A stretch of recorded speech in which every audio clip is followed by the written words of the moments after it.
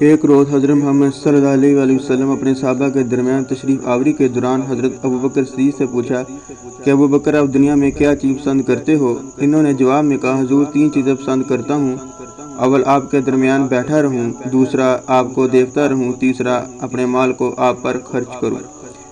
پھر حضرت محمد نے حضرت عمر سے دریافت کیا کہ عمر آپ کیا پسند کرتے ہو؟ حضرت عمر نے جواب میں کہا حضور میں 3 چیزیں پسند کرتا ہوں، اول نیکی کا حکم دوں، دوسرا برائی سے روکتا رہوں اگرچہ سرعام ہوں، تیسرا حق بات کہوں اگرچہ سننے والے کو کڑوی لگے۔ پھر حضرت محمد نے حضرت عثمان سے دریافت کیا کہ عثمان آپ کیا پسند کرتے ہو؟ حضرت عثمان نے جواب دیا حضور 3 چیزیں پسند کرتا ہوں، اول لوگوں کو کھانا کھلاؤں، دوسرا اسلام کو پھیلاؤں اور تیسرا رات میں ایسے وقت نماز پڑھوں جب لوگ نیند کی آغوش میں ہوں۔ اس کے بعد حضرت محمد نے حضرت علی سے دریافت کیا کہ علی آپ کیا پسند کرتے ہو؟ حضرت علی نے جواب دیا کہ حضور 3 چیزیں پسند کرتا ہوں، اول مہمان نوازی کروں، دوسرا گرما کے موسم میں روزے رکھوں، تیسرا دشمن پر تلوار سے وار کروں۔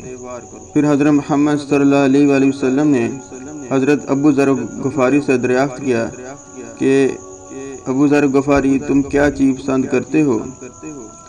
ابو ذر غفاری نے کہا حضور میں دنیا میں 3 چیزیں پسند کرتا ہوں، اول بھوک، دوسرا بیماری، تیسرا موت۔ آپ نے فرمایا ان سے سبب پوچھتے ہوئے کہا کن چیزوں کو کیوں پسند کرتے ہو؟ انہوں نے جواب دیا کہ حضور بھوک اس لیے عزیز ہے کہ اس کے درمیان میرا دل نرم ہو جاتا ہے، بیماری اس لیے محبوب ہے کہ اس کے درمیان میرے گناہ معاف ہو جاتے ہیں، اور موت اس کی وجہ سے کہ عزیز ہے جس کے ذریعے میں اپنے پروردگار سے ملوں گا۔